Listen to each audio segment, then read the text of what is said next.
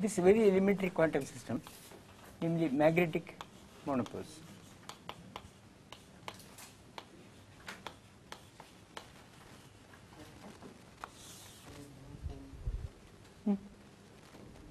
So, you are here. Oh, you brought him along. Yes. Okay, all right. Okay.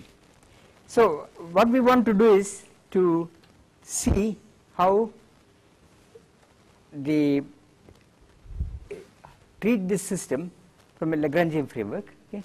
So, by way of notation, what we have is some, say, magnetic monopole, a charge G here, E here. So, you are looking at the relative coordinate x, and we are writing Eg over 4 pi is some n. Okay. So, in this case, so let me, by way of program, I will finish this, but maybe I can go quickly with this, okay. And then I will do Chern-Simons on a disk, okay, which involves, in my opinion, really new concepts of utility, broad utility. Okay. But here also, let us see how it works. Okay. So, here let us look at the classical equations of motion.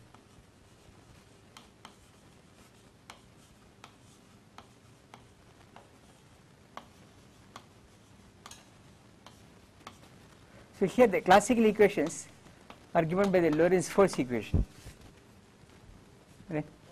E times V cross B. So, this in my notation is n epsilon I j k. I think x, I will look at, I want the fact is right, yeah, x j x k dot over r cube, where r is the modulus of this distance. Okay. Now, this is the right hand side is just the Lorentz force term, where the magnetic field is of the monopole is G times x over r squared, the magnetic field. Okay. So, you write E cross B, you get this. Now, this is fairly remarkable equation. Why?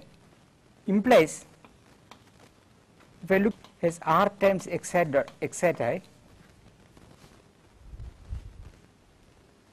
this equation says m r double dot is equal to, it separates nicely, well,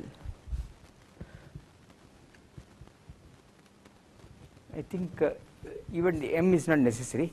R double dot is r times summation x hat I dot squared. Okay. Then it says ddt of epsilon I j k x j m x k dot plus next term n times x hat I is 0. Okay. This I will call as Ji. So, this equation 1, this equation 2, this is coming from here by substituting this here and looking at the components. And the remarkable thing is, one is same, okay, as of a free particle.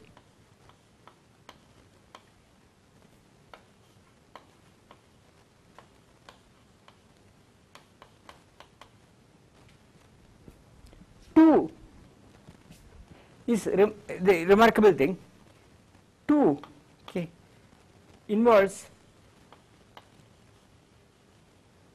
conserved angular momentum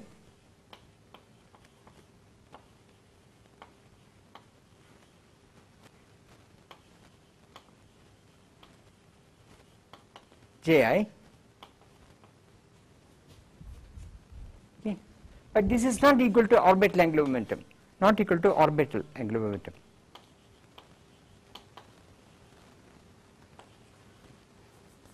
orbital which would have been equal to m times, okay, x cross x hat dot x dot,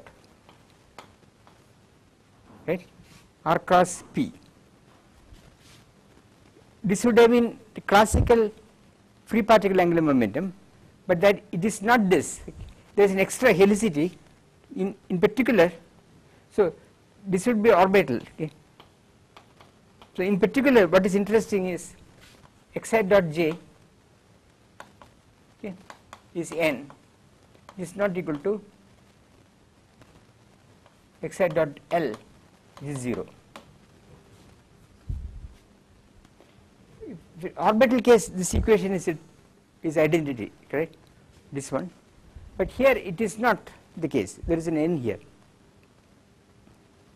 So this equation here, the fact that there is a helicity along the line joining the particle to the monopole is of fundamental importance. Okay, you will see that this particular feature, by the way, is also shared by the photon or massless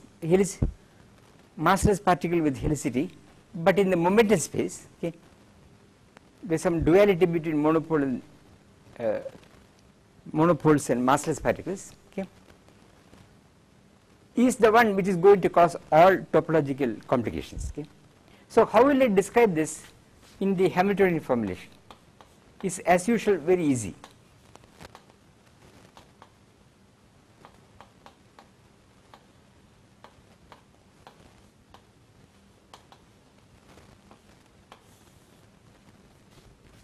This is easier than the Lagrangian formulation, because here I can choose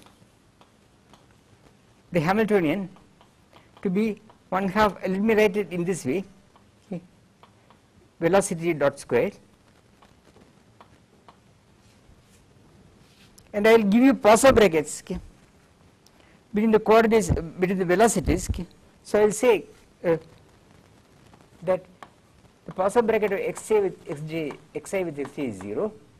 I will say xi with bj is 1/m delta ij, but I will say vi with vj, okay, is 1/m squared times the magnetic field, which I will write down, okay, times with a minus sign. There is a minus sign, minus 1/m squared times n times epsilon ijk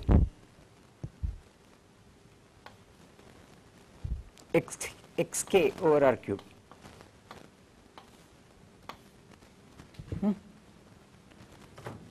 Now you should remember one thing. Okay, we remove x equal to 0 from configuration space.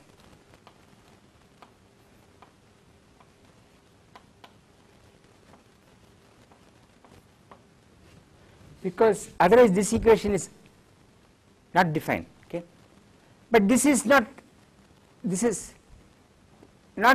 highly problematic in quantum mechanics. Okay, you cannot do remove points. Okay, so what does it mean quantum mechanically? So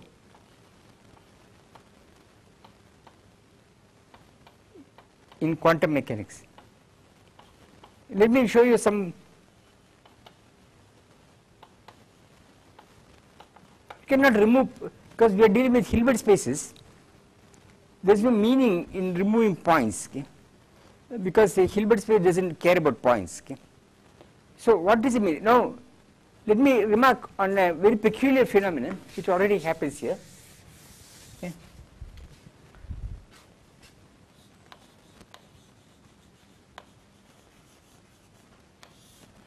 Suppose I put this monopole here, okay, then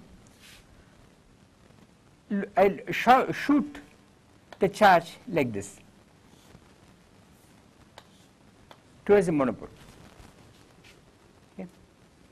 Then the component of angular momentum, okay, in the direction of motion, okay, for this is my incident electron, for incident electron,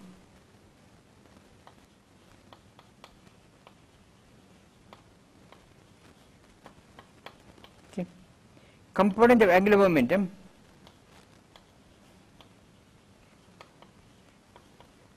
in direction of motion,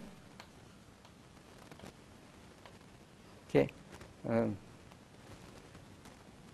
if this is direction of motion, it depends, okay, in direction say minus okay, direction joining, we put it like this, G to E is equal to, from this equation, n. Right? From here, if I look at this component of J in this direction, okay, I will be dotting this the unit vector there. This is the unit vector from G to E, so I will get n. Okay. But the electron experience for this motion, but classically, okay, since if the motion is like this, okay, since electron experiences no force,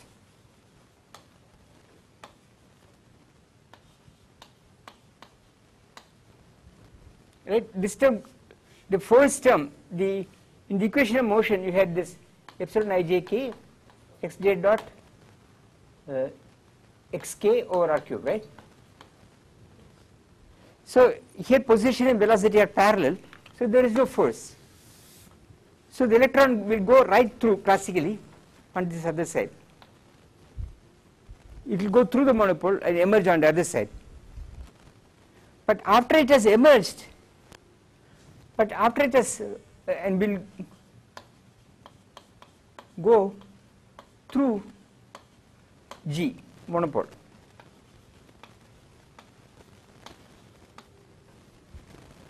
Right? But after it has emerged, so initially the component angular momentum, okay, J in this direction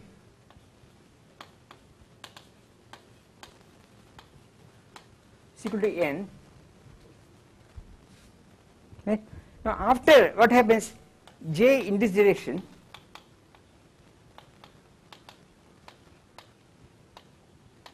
is equal to n, right? That means angular momentum is not conserved, okay, okay, but helicity flips.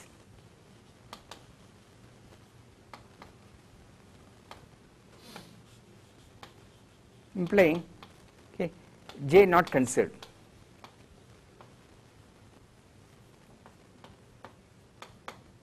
So you see, so already classically there is a trouble, okay, because, well, you can see what I mean.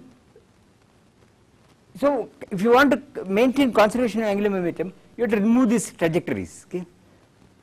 I mean, you cannot just remove a point, because if you remove a point, even classically there is a problem, because I can shoot the electron directly towards the monopole, okay, then there is a problem. So you have to remove all these trajectories pointed towards that thing, okay. So it becomes very quickly very complicated problem, okay. Quantum mechanically this is resolved by in totally different way by domains of operators, okay. But this is this problem which eventually re-emerges much later, which we will not discuss, as what is called the Rubakov,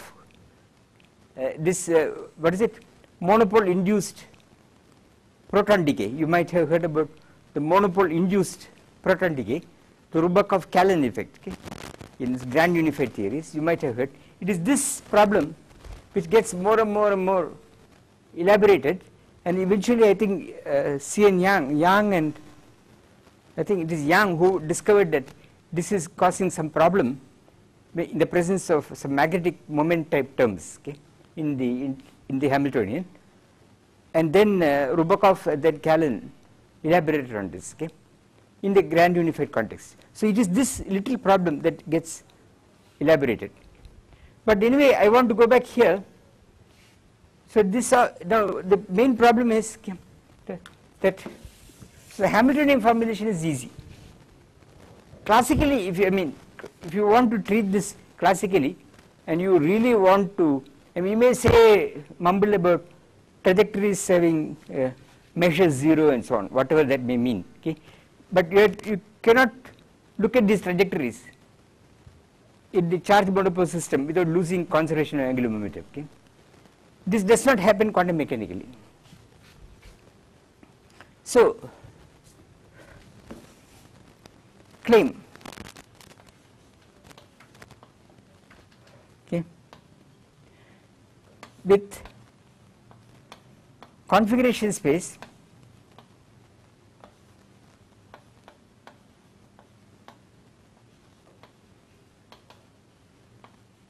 okay, Q, this is R3 with the origin removed, because I am removing the origin in order that the Poisson brackets make sense. There exists no okay, PIQJ, QIPJ, so XIPJ,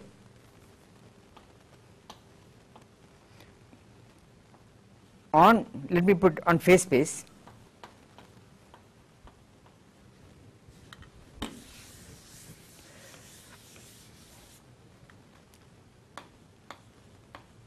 I will call it T star Q, okay, such that Xi Pj is delta Ij, etc.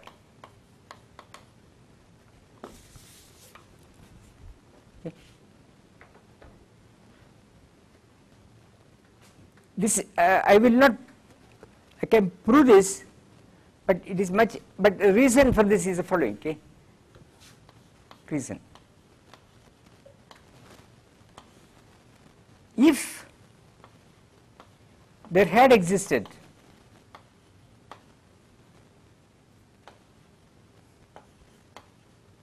okay, a vector potential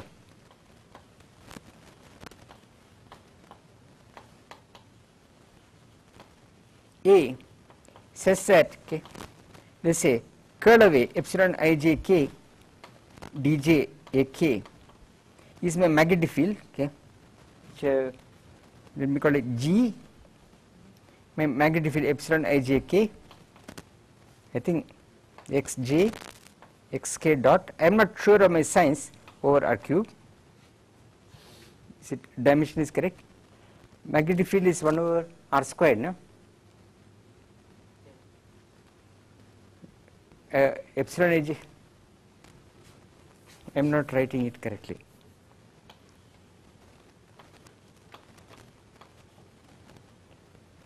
The magnetic field is curl,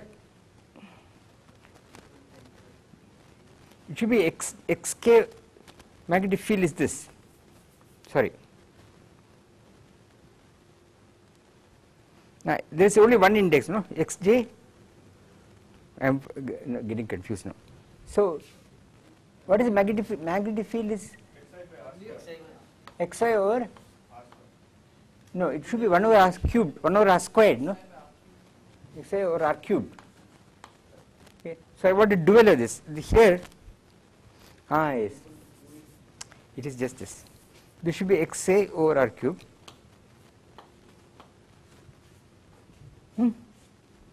If it had existed, then I could have solved the problem. Okay, we would set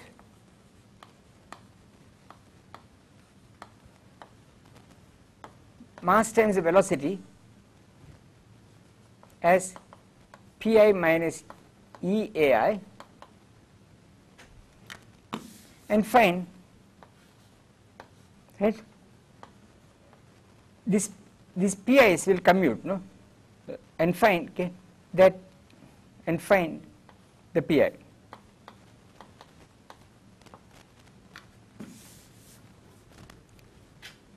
Because this is the standard momentum that comes in the presence of an electromagnetic field. Okay. But okay, one has no solution, okay, on R3 the complement of R3 with an origin. This has no solution because one can see this in many different ways. Okay. This is a standard problem because you have the monopole of the origin, you integrate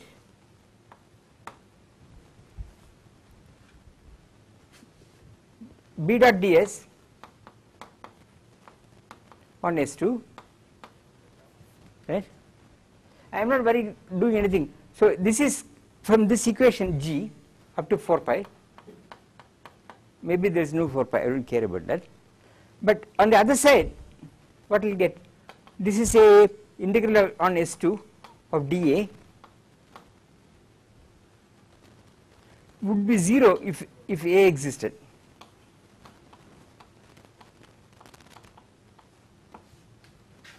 Okay. This is a standard proof, so A should have at least one singularity.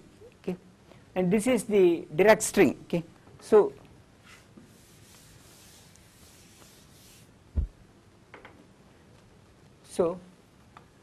A has to be singular.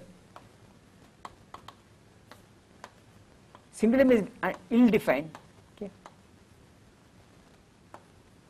At some point, okay, say R n hat, the sphere radius is R, okay, on S2. Some point here, which you can choose at will. So this is some unit vector, but this is true for all R. So vary R, okay, from vary R to get a singular line.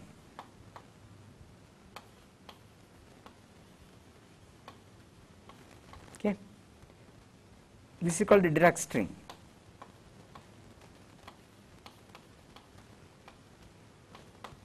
So this, if you will not be able to find it this A. If you try solving this equation, you can. If you try solving this equation, you will be obliged to remove a string, which you can put anywhere you like. Okay. So there will be some Dirac string. All along the string, this thing is singular. Okay. So our enterprise fails. So I cannot find global coordinates Q and P. So I don't know. Okay. I don't know how to make Legendre transform and pass to the Hamiltonian. Okay. So to the Lagrangian. So can't make Legendre transform.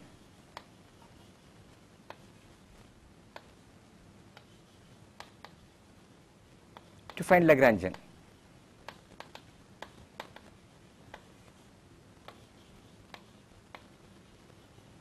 Okay.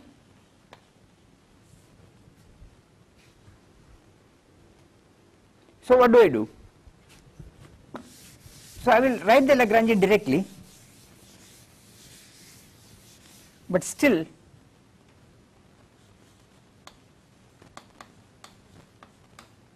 there exists a Lagrangian,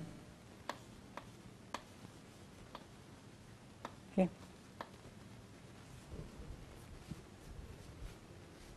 but not on Q, but on the what we had already discussed, U1 bundle. Okay, here the bundle space will be, let me call it Q hat. It is not Q, the coordinates of this will be R and S. Okay. R will go from 0 to infinity, but excluding the origin, and S will be an element of SU2. Okay. And again our unit vector, okay, this S has an extra degree of freedom, so SU shall be defined the unit vector as S sigma 3 S inverse. Okay. This is similar to the bundle we defined for a spin. In that case we had the spin where this is the crucial step. The exclusion of the origin, what will happen is, so on each 2 sphere, just like in the spin case, I go to the U1 bundle, which is the 3 sphere or SU2. Okay. But if you try extending this bundle to the origin, you will be in trouble. Okay. It will become undefined because the sphere will disappear, right? It will shrink to 0. So that will be a singular point. So it has to be excised from the manifold if you want smooth objects. Okay. So this is quite similar to what we did for the spin case. So what is a Lagrangian?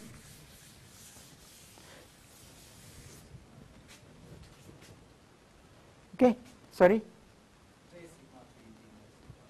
Yeah, it will be half m x dot square. I'll repeat plus. Now I'll put in trace sigma 3 S inverse S dot. Okay. Now here we can write x to understand what is happening. I can write this x as r times x hat. Okay. So x dot is r dot x hat plus r x hat dot. Okay. So x hat dot x dot squared is r dot squared, but the cross term is 0. I'll tell you, plus r squared x hat dot squared, since by differentiating the normalization, that is x hat dot x hat is equal to 1 implies x hat dot is 0. Okay. Now I put it here just to understand this Lagrangian. It is nothing but half m r dot squared plus 1/2 m r squared, okay, times x hat dot squared. But now this x hat should be thought of as a function of s, right? And I make ddt of this x hat dot squared plus this term in trace sigma 3 S inverse S dot.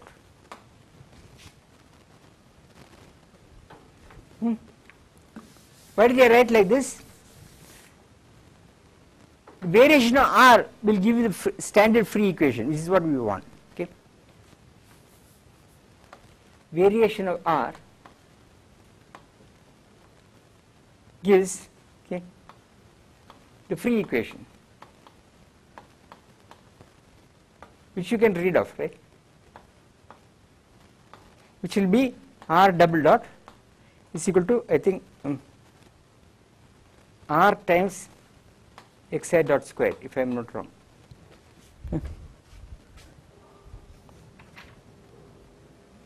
Yes, okay. Which you can read from here.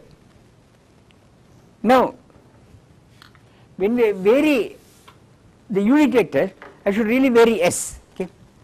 So, variation of S. So here I am varying S. Okay. So I will make a variation like this. Delta S is equal to I epsilon alpha sigma alpha over 2 S. Okay. I am very carefully varying on the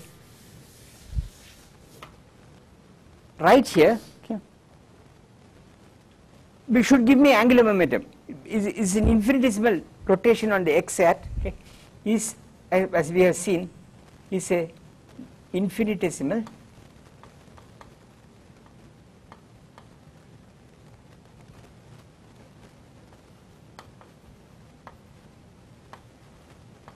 rotation on of x hat. So it will give from the first term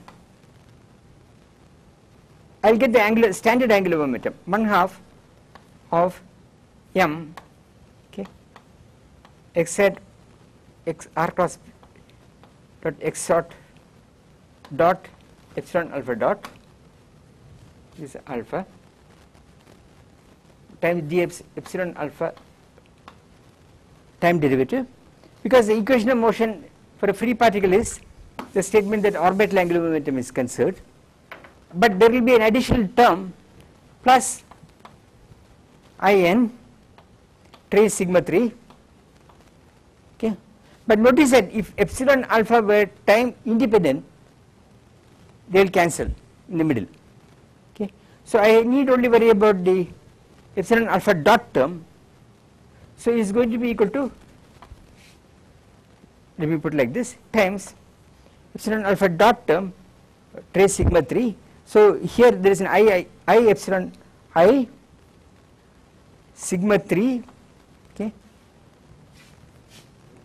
S inverse sigma alpha over 2 S times epsilon alpha dot, okay. Yes, there is a sign, I have not been careful about signs. So this is 1/2 m x cross x dot alpha xr x dot alpha epsilon alpha dot minus I squared is minus, then I have,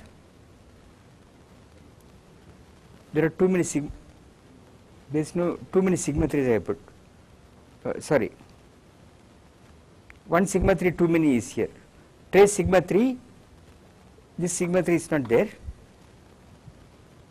okay. So minus trace sigma 3 times S, so I can write like this, S sigma 3 S inverse sigma alpha over 2 times epsilon alpha dot. Yes, this is the extra contribution. This is sigma dot x hat, and I am projecting with the sigma alpha over 2. So the last term up to sines, I have not been careful about sines, okay. So it is equal to m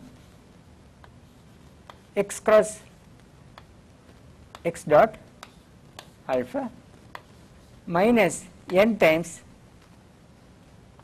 this unit vector x alpha hat dot times epsilon alpha dot.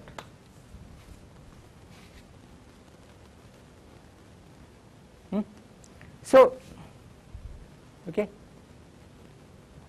So this is exactly, this is ddt, so implies ddt of j alpha is 0 up to this sign, which you somewhere some sign mistake is happening. I could have taken this variation to be with a negative sign, I am not remembering, okay. Okay. So I have, anyway the important thing is I have reproduced the conservation law, but this extra variable is there. In particular, okay, there is a gauge invariance.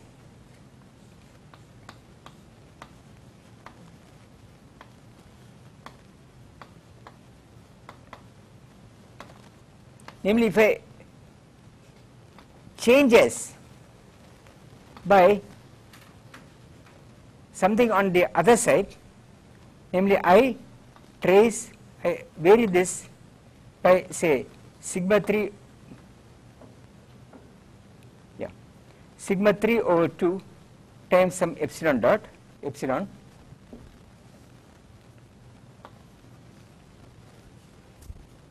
I am trying to take this extra term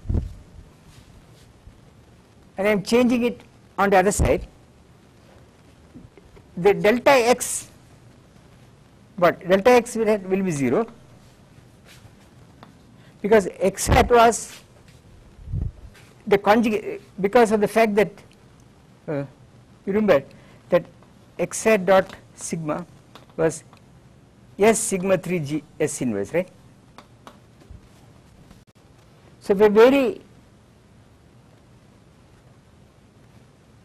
this on this side, what will happen is that you will get a commutator of this sigma 3 with sigma 3, which is 0 in the middle. This is infinitesimal variation. So this implies delta x hat is 0. But this term on the other hand, this term here again, so delta L, for the first term I get nothing. For the second term, if I don't differentiate epsilon, again by cyclicity of the thing it will vanish, because it will commute to this. So it will come from In trace sigma 3, okay, S inverse S times this variation, this is an I sigma 3 over 2 epsilon dot, right? Right. So this is equal to minus n epsilon dot.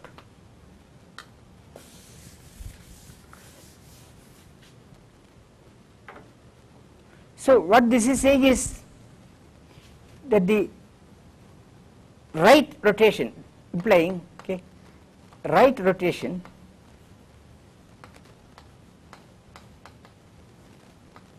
on S, okay, call it J or let's say J3 on right, okay, acting on S on the right, okay, is equal to, is constrained by this equation, okay. So is equal to minus n. So that is weakly equal to, this is a constraint. So I am getting an equation like J3 right plus n is weakly 0.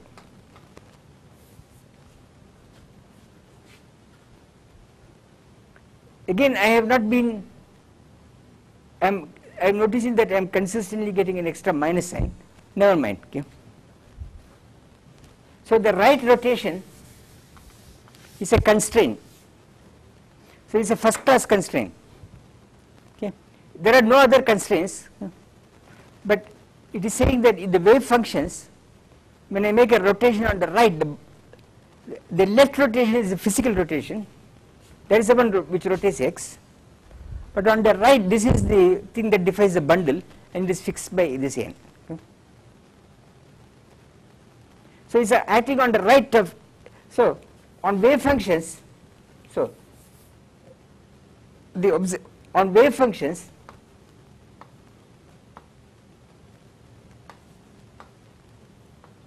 which will now be psi, so there will be functions on this q hat to complex numbers. So wave functions will be, psi will be some r of s, r and s, okay, this will be complex number.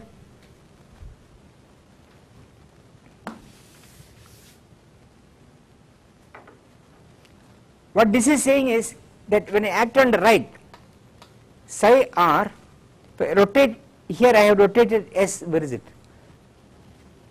If I rotate this times exponential I sigma 3 over 2 some times some epsilon, this will come out as psi of r s times exponential minus n I n epsilon. This is acting on the right, this angular momentum in the spin half representation, and I get minus n because of this equation here. Oh, I know, it actually this should be, there's some, yeah, it should be, because J3 is acting on the right, so it's acting with the right operators have an extra minus sign, okay. So this should be anyway plus, let me fix that. The other minus sign I don't know.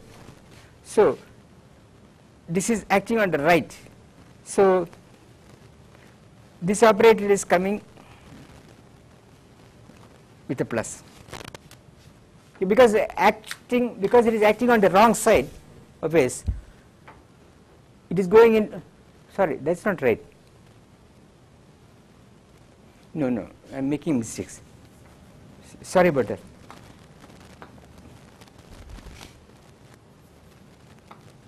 No, I am sorry about the science, but it doesn't matter so much, but still I am little bothered. So anyway, this is what has happened. Okay? That is the wave functions, there is a gauge invariance, and the gauge invariance saying is that the wave functions are of this character. I will write the Hamiltonian in a minute. Okay? It is coming because the Lagrangian here has this extra term, and that is giving you this constraint, which is a first class constraint. There is only one constraint in this problem. Okay? Unlike in this spin case, there is only one constraint. So what does this mean? Right? Psi Rs. Now this can be always expanded by standard activity group theory, that this is can be written as some functions of J, okay, then some indices, let me call it M and N, okay. These are functions of R times dj Mn of S. So these are dj, okay, gives 2j plus 1 dimensional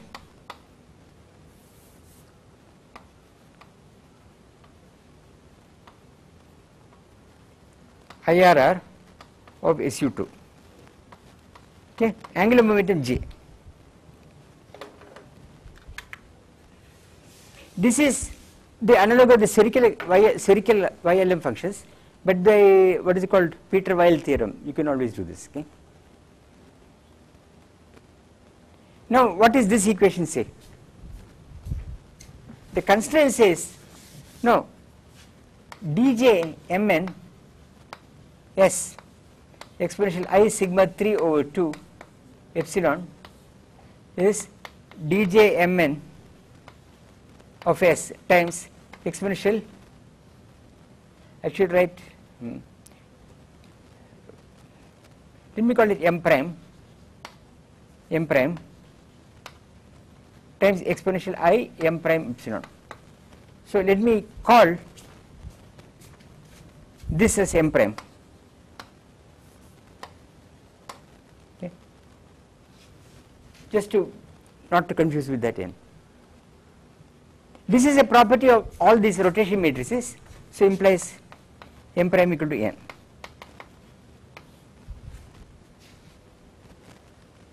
Okay. To fulfill the constraints, first class constraints, namely the right angular momentum around third axis is fixed, you are finding that, so the wave functions psi Rs are can be written as Fj some M n, but n is fixed, so M and J I am integrating or summing times this is a function of R times dj M n of S.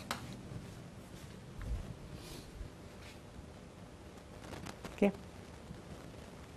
So I got the wave functions. I can write the Hamiltonian out by Legendre transform, but never mind, I will come to the Hamiltonian in a minute. This is already very interesting. First thing it says is, implies now,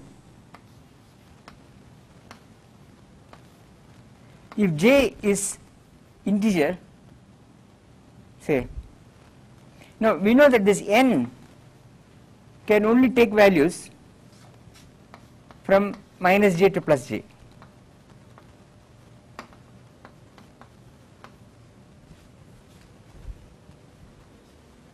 Right? This N here is a fixed number, but for a given J it can only this. So, okay, N is quantized.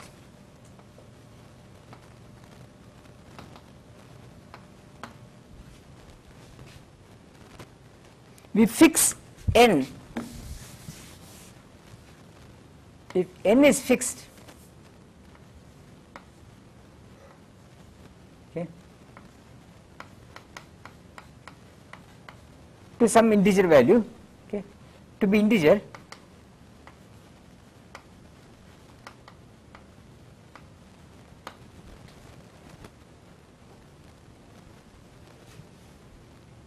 then I think j should be less than or equal to mod n,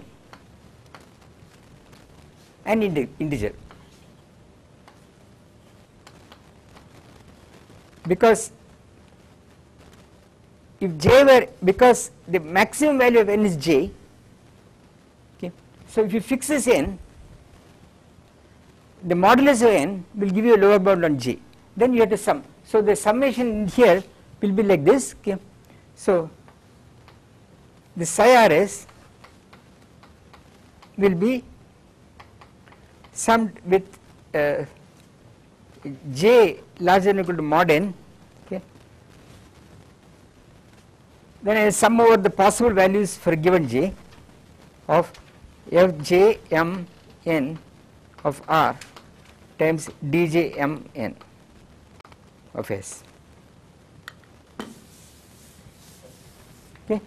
So we have got the fact that this classical object with charge times monopole, which was not quantized as the classical thing, is getting quantized here.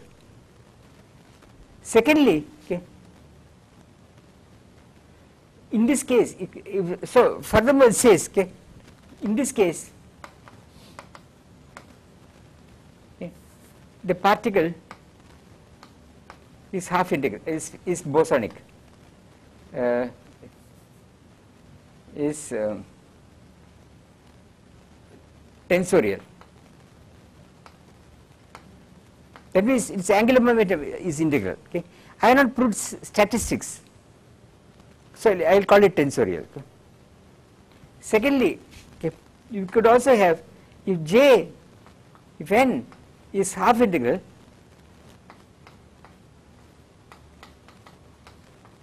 which also you can have, we get a particle is, by similar arguments, is spinorial. So you will get spin half objects or integral spin objects depending on the choice of n. Okay. So this is showing, as I told you earlier, that you might have composites of both of perfectly tensorial objects quantum mechanically, and the composite can be spinorial. Here is an example. Okay. There is nothing wrong, and it contradicts the what you read in books, which says that if you put integer spin angular momenta, you will only get integer spin. It is not correct. Okay.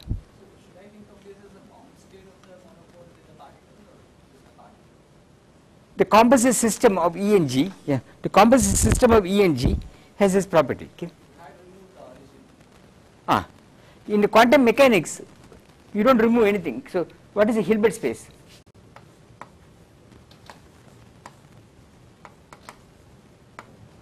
Hilbert space will be, say, psi chi will be 0 to infinity, okay, dr r square dr r square. Okay, times you take well, I will be very strict, I take psi star chi, psi star of s chi of s, but this is a function on the sphere, okay, depends on unit vector. So I integrate here with the volume form d omega of x hat on the 2 sphere. Okay. So here I have not removed anything. Okay. If you check what is happening more deeply, something is happening.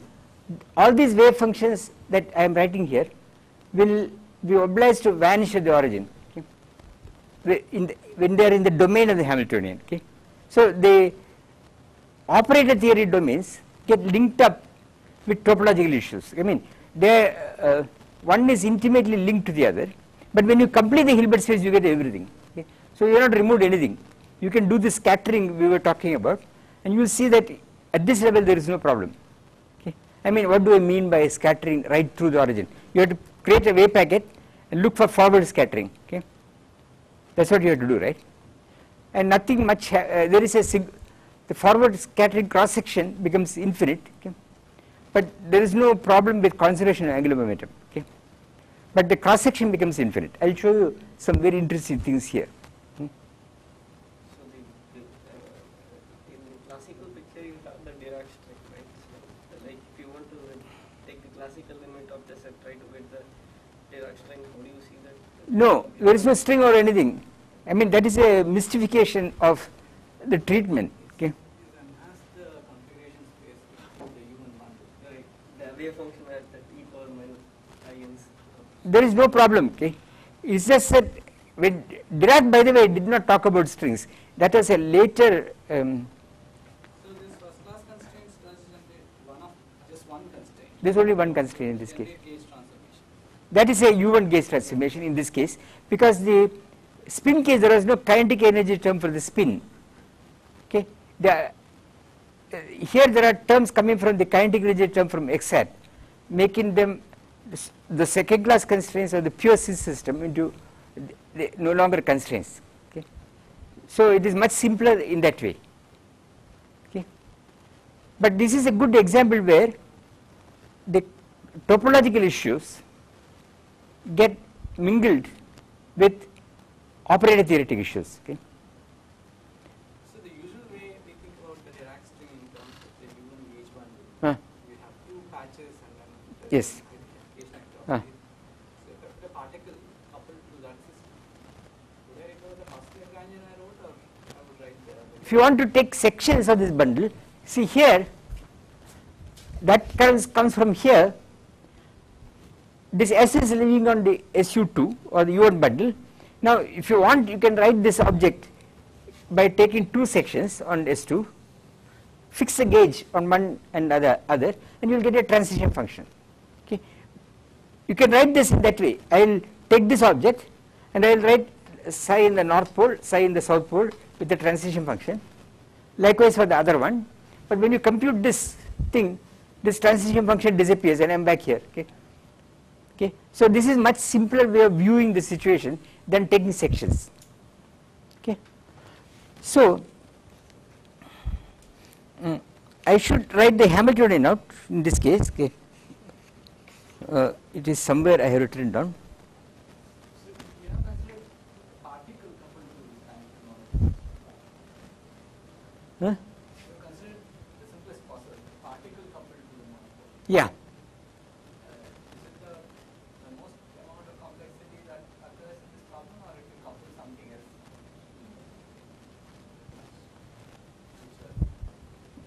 In this case, this last statement I do not know what you mean. I mean, if you put, what I remember is, here my memory is not so strong. So I'll tell you what I mean. So instead of having a charged particle, Hmm. I would have the complex scalar coupled to the background equation. Oh, there is no problem, because you can second quantize this damn thing, because you have got the modes here, right? So you use these modes to write creation annihilation operators, and you can write the second quantized wave function for the electron moving in the monopole field. Of course, you will have only rotational invariance. Okay, but you can then couple that thing with something. You have particle creation. Everything can be done. And with single particle, you said some of them can have spin half. Like I have multiple particles, I can change them. With single particles, Hmm. so you said you can have spin half. Yes. I suppose that feature survives even if I had several particles. Yes. So you can ask questions of statistics, which is more interesting, right? So suppose I took two spin half particles. I mean, for example, okay, suppose I take two spin half particles in this monopole field, okay, or rather take two bosons. Most interesting thing is G, okay, and you take E1 and E2. so that E1g and E2g are both half integral. Okay. Now in this composite system, okay, what will happen, for example, if I exchange E1 with E2, do you get +1 or -1? Okay. It is not obvious. In fact, the nature of the bundle in this case, because you have one bundle here and you have another bundle here, okay, and you will want this. There are problems when these come close because of the Coulomb there are singularities from Coulomb potential and so on. No? This has been treated in I would say a positively brilliant paper by Friedman and Sorkin. They were involved in this kind of thing long ago, but they did treat n of these objects they took. In fact, what they did is not this, I should say. What they did was something like this. They took E1g1, E2g2, and several of these. Okay. Each of them constituents are all tensorial, but this is spin half, this is spin half, maybe some of them are spin integral and so on. Okay. Then they studied this whole configuration, this whole bundle structure of this system, and tried to see what will happen if I try to exchange adiabatically transport one around the other, and they got a -1 in the fermionic case. It's not at all obvious. In fact, I cannot reproduce the proof here. I have to go and check the paper. No? So the spin statistics theorem, I mean, normal spin statistics uses quantum field theory and Poincare invariance, but there is another version which involves adiabatic transports, which we will come to later. They use that second technique, and they were able to prove that the spin statistics theorem is intact. So the n, which is integral of B over S2 that you started with, does it play any role in this Proof. exchange of two particles? Yes. It comes you get a phase which involves the product of these n's, okay, exponential I pi times n1 times n2 or something like that. That gives you plus or minus when you transport one around the other. Okay, not product, you exchange one with the other. Okay, yeah, it won't be. It is that kind of argument, but they did it in 3 dimensions, which is much harder. Okay. This is not a flat bundle. In 3 dimensions, it's not a flat bundle. The connection is non-trivial. You can see because of the phase. So you have to take care of the phase in a careful way, which they did. So no unusual quantum field theory emerges, okay, violating known principles, but something strange does happen, that composites of tensorial objects become spinorial. Okay. Now I want to finish by noticing the following fact. So next time next Monday I will do Chern-Simons. So I want to finish this, okay, but I want to show you this thing, that if I plot the differential cross section, so this is theta, this is 0 forward direction, and you go to backward direction. So this is theta is a scattering angle, right? So I have a monopole here, and this one is coming like this and going like this.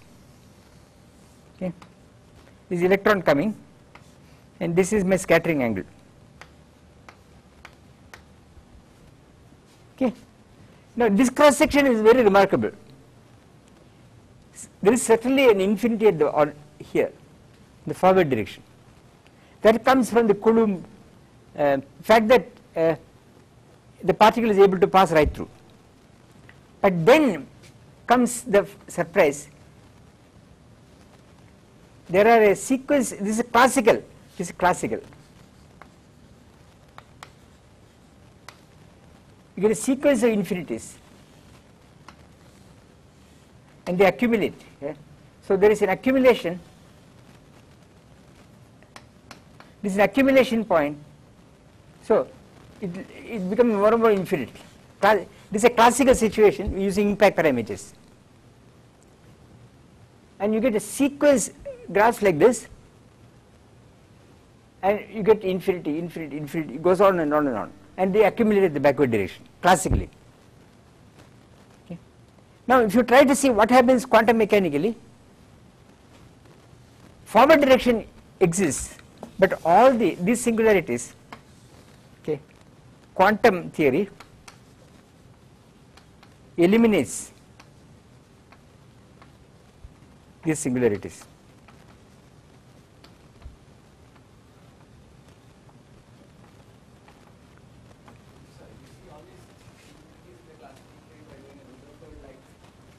Yeah.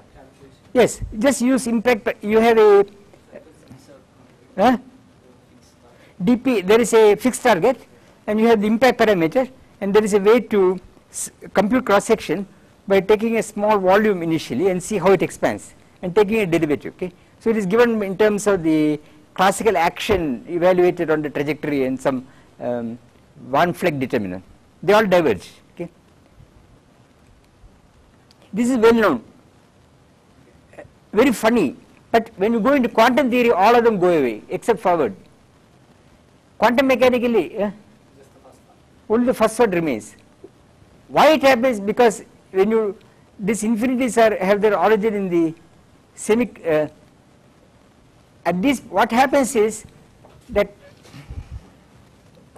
the second derivative. This is my recollection.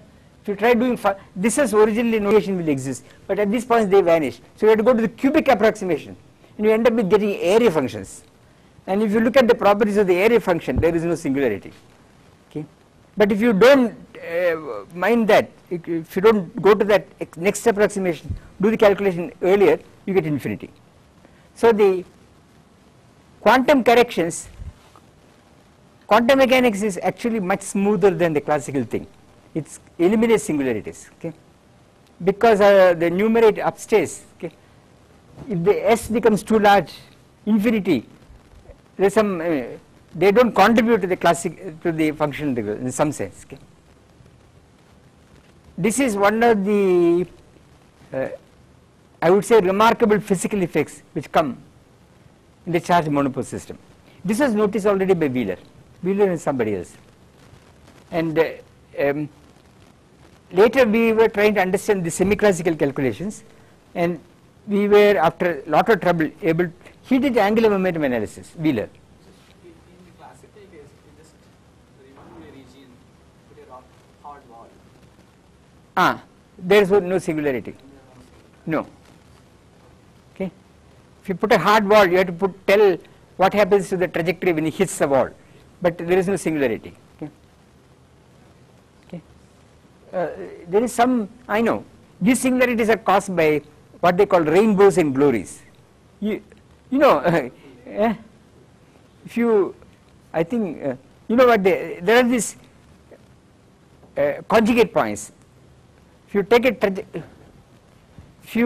how do you go? If you give me an initial point and you give me a final point, okay, and give the energy, okay, and I think time of passage, normally there is a unique trajectory.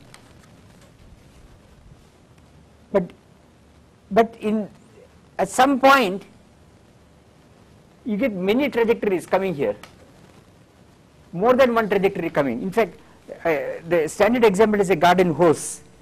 If you put things this at the same point, there many things will come and hit. Okay, so there are focal points. Okay? The focal points are exactly where the double derivative or the action vanishes along the classical trajectory. Okay?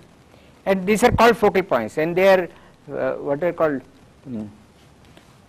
When you cross the focal point, it is a big problem on how to handle the phases, and there are this Maslov index. You might have come across this also. Okay, you have to put some phase. In optics, they use it all the time. Okay, so these are coming from these focal points, and they are classified by these phrases like rainbows, I don't know, glories. The example I remember is this garden hose example. Okay, and people doing stationary phase approximation, and it's topological. For example, people doing what is it called? Dustermaat-Heckmann theorem. You must have heard about it, no? Where the second variation gives the exact answer. Okay, you know this. There, this kind of consideration comes in a strong way. So, anyway, this is something to remember, that classical mechanics, quantum mechanics is much richer than what is taught in textbooks. Okay. I don't know why these are suppressed, but they are suppressed. Okay. Okay, next time I will go to Chern-Simons, and then I do want to do this higher dimensional type actions, which was popularized, which Wessel Zumino wrote, then Ed Witten used. Partly it's good to know, partly I want to advertise that we did it much before. Okay. Okay. But anyway, we did not do it for quantum field theory, but we knew it, and but we did it for the charge monopole. Then we went to something else. So I'll do that next time.